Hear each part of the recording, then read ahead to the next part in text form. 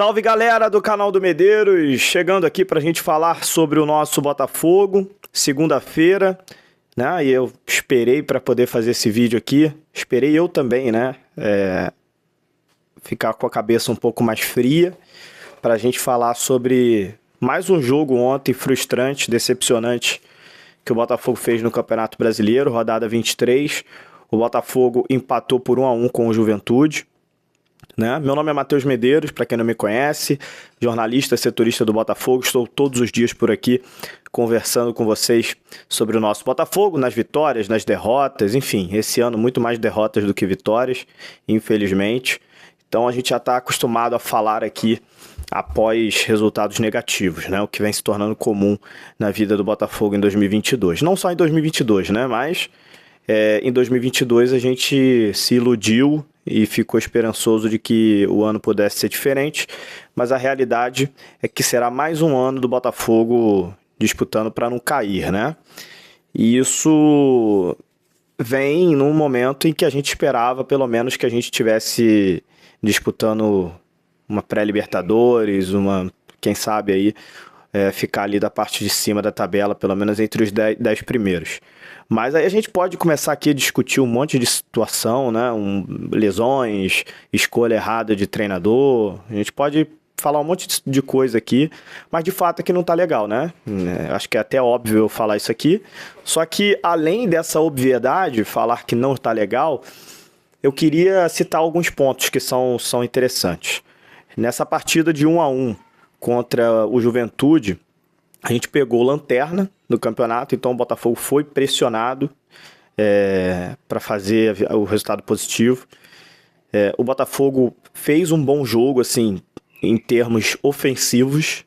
O Botafogo criou diversas chances, perdeu gols claros. Até no último segundo de jogo, o Botafogo perdeu um contra-ataque claríssimo de gol. Então tem muita culpa individual também de alguns atletas, não é só a culpa do treinador, apesar dele ter muita culpa, e eu vou falar sobre isso aqui. Acho que o Luiz Castro tem muita culpa, mas acho também que faltou um pouco dos atletas. O Júnior Santos fez um gol, mas também perdeu um outro gol feito na cara do gol.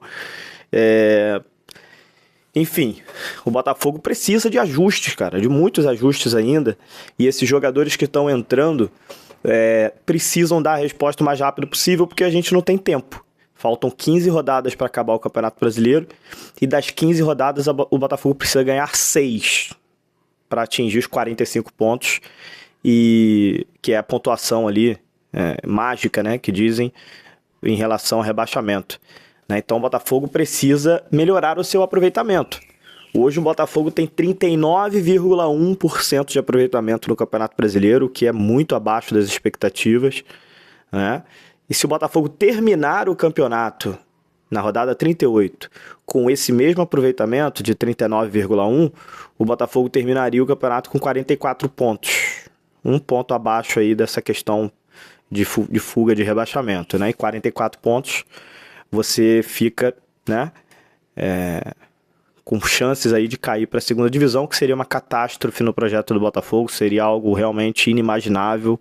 Primeiro ano de SAF, quase 100 milhões de reais em contratações, reformulação total do elenco, pagando R$1,5 milhão por mês para a comissão técnica, e o Botafogo cair para a segunda divisão é uma catástrofe. É inimaginável a gente pensar nisso nesse primeiro ano, né? É claro que a gente não está cobrando aqui que o Botafogo no primeiro ano fosse campeão de tudo, o Botafogo fosse para uma Libertadores, disputasse título. Eu não estou cobrando nada disso. Só cobro o Botafogo um ano digno.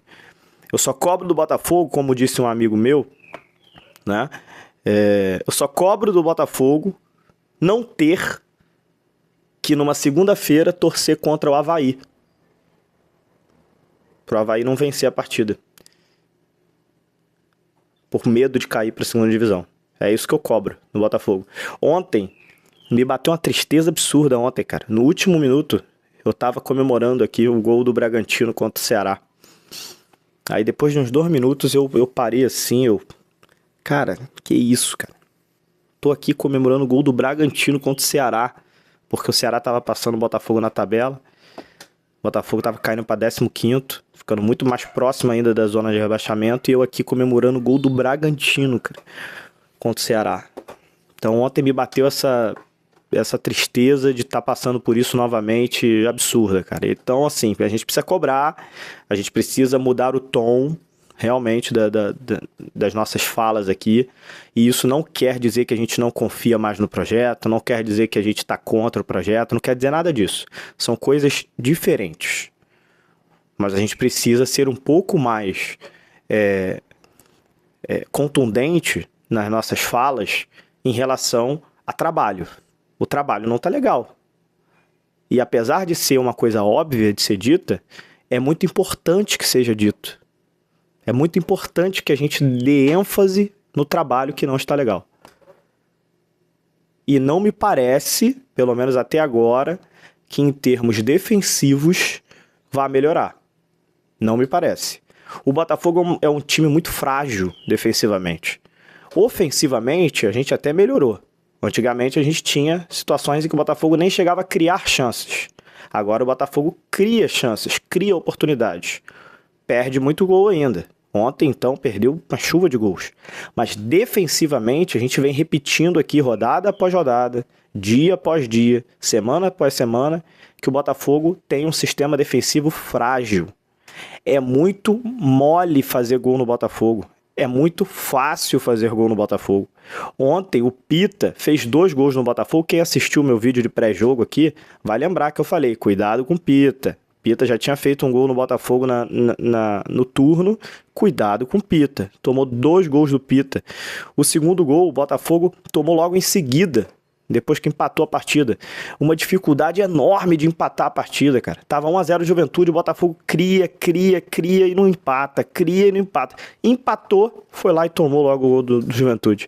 Então, assim, é muito mais difícil pro Botafogo fazer o gol do que o Botafogo tomar o gol. Parece que a qualquer momento vai sair o gol do adversário, porque é muito fácil fazer o gol no Botafogo. Ah, mas quem falhou foi o Adrielson, quem falhou foi o Canu, quem falou... Toda vez tem um culpado, né? Toda vez a gente vai apontar um culpado. Mas não é só o jogador em si, é o sistema defensivo do Botafogo que é falho. É frágil. É muito mole fazer o gol no Botafogo.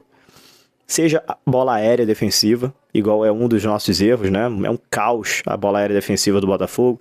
Seja o adversário tocando pelas extremidades, seja o adversário infiltrando por dentro, né? Pelo meio. Qualquer alternativa. É muito fácil fazer gol no Botafogo, não é difícil. E a gente percebe isso jogo após jogo, né? E óbvio que isso vai cair na conta do treinador. Vai cair e com razão. Com razão. Não tem como a gente apoiar. A gente pode até pensar o seguinte, ó, quando contratou o Luiz Castro, eu gostei, a torcida do Botafogo na sua maioria gostou. Por quê? Porque é um treinador que teve um trabalho bom no Shakhtar Donetsk da Ucrânia, teve um trabalho de projeto de reestruturação do Porto, foi campeão no Catar. Então, quando o Botafogo contratou esse treinador, ele veio gabaritado para fazer o início do projeto do Botafogo. Principalmente pelo que ele fez no Porto, lá em Portugal. Ele passou por um projeto parecido por lá. Só que isso não quer dizer que ele vai dar certo aqui no Botafogo por osmose. Que em algum momento ele vai dar certo porque a gente vai forçar e vai dar certo. Não, às vezes não dá certo, cara. E tudo bem. Tudo bem. Cara, beleza, tentamos, contratamos um treinador que, cara, na nossa ideia, na nossa cabeça era o cara certo, mas infelizmente não deu certo. Isso precisa ser avaliado também. Vou usar o exemplo do Internacional agora. O Internacional contratou o Alexander Medina, que tinha feito um grande trabalho lá na Argentina, veio para o Internacional como uma grande contratação de um treinador. Não deu certo no Internacional. O Internacional mandou embora. O Medina voltou para a Argentina, está lá no Vélez na semifinal da Libertadores. De novo, fazendo um grande trabalho lá na Argentina. O Medina. O Medina é um treinador ruim? A torcida do Inter vai falar que é. Mas será que a torcida do Vélez vai falar que ele é ruim na semifinal da Libertadores? Então, cara, tem certos tipos de treinadores que dá certo em algum lugar, mas em outro lugar não dá certo. Entendeu? Então, assim, é normal, cara. Pode ser que esse cara não deu certo aqui, mas vai dar certo lá no Catar. Então, assim, eu não sei qual vai ser o momento que o Botafogo vai parar para pensar e reavaliar realmente se o Luiz Castro deu certo ou não aqui. Porque a gente já conseguiu dar para o Luiz Castro um bom elenco, certo? Melhorou mais ainda o elenco agora na segunda janela. Vai vir aí o Tiquinho agora, depois daqui a 3 semanas. O Gabriel Pires já entrou fazendo gol ontem. Danilo Barbosa entrou no segundo tempo muito bem também, na minha opinião, marcando bastante. Então, assim, eu tenho certeza que esse elenco é o melhor do Botafogo nas últimas décadas, cara. Décadas. Pode botar no papel. É o melhor. E a gente tá falando de rebaixamento, né? Ele teve 4 semanas, um mês inteiro de semanas cheias de trabalho. E não melhorou os aspectos defensivos. Os ofensivos, a gente até vê alguma melhorazinha, né? Porque o time começou a criar. Antigamente o time não criava nada. Mas defensivamente o Botafogo continua muito frágil, que foi a tônica desse vídeo todo aqui. Então, assim, um mês inteiro. Tudo que os treinadores pedem, cara, no Brasil. Tempo pra treinar, semana cheia de trabalho. O Botafogo joga uma vez por semana. Joga domingo, depois do outro domingo. E agora o próximo jogo contra o Flamengo, no domingo. Mais uma semana cheia de trabalho agora. Pra ele treinar. Só que a gente não tá vendo isso em campo. Pelo menos defensivamente a gente não vê.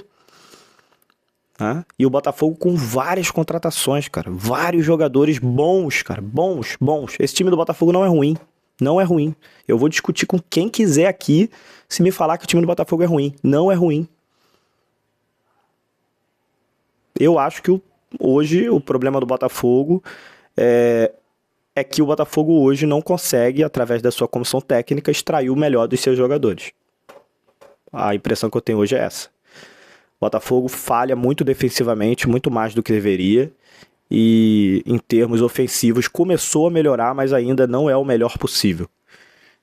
Tem muita margem para melhorar ainda esse time. Muita margem para melhorar. Então, assim, iniciando a semana com um assunto tenso, mas a gente precisa falar, né? É preciso reavaliar o trabalho da comissão técnica do Botafogo. Eu não estou pedindo demissão, não estou falando isso agora de, fora Luiz Castro. Não, é preciso reavaliar. Se chegarem à conclusão de que tem que demitir, hoje eu não sou mais contra isso. Eu já fui muito contra. Acho que ele tinha que continuar. Eu não vou fazer campanha para demitirem o Luiz Castro, não vou fazer. Não vou ficar falando aqui fora, Luiz Castro, não vou fazer isso. Mas chegou num momento que hoje, se resolverem demitir o Luiz Castro, eu vou virar hoje e vou falar assim, beleza, vamos embora para outra. Antes, se acontecesse isso, eu ia estar pensando, não, caraca, era pra continuar com o Luiz Castro, cara. Mais um tempo pelo menos, cara. Pelo amor de Deus, era pra continuar, dar mais tempo pro cara. Antes eu tava com isso, com essa impressão. Hoje, se o Botafogo resolver reavaliar em algum momento e mandar embora, hoje a minha opinião já é essa. Beleza, vamos embora pro próximo, a gente contrata o próximo e vai dar certo. Então... E não fui eu que mudei de opinião por nada. É o trabalho dele que me fez mudar de opinião. E é isso. Queria muito ler os comentários de vocês, cara. Eu leio muito o que vocês falam para ver o termômetro aqui do que vocês estão pensando também. Não sei se vocês estão pensando igual a mim, mas deixem bastante seus comentários aí. E vambora, que é a semana de clássico. Desistir não é uma opção. Estaremos lá. Botafogo e Flamengo no estádio Newton Santos no domingo. Mesmo sabendo mais ou menos o que deve acontecer, mas estaremos lá.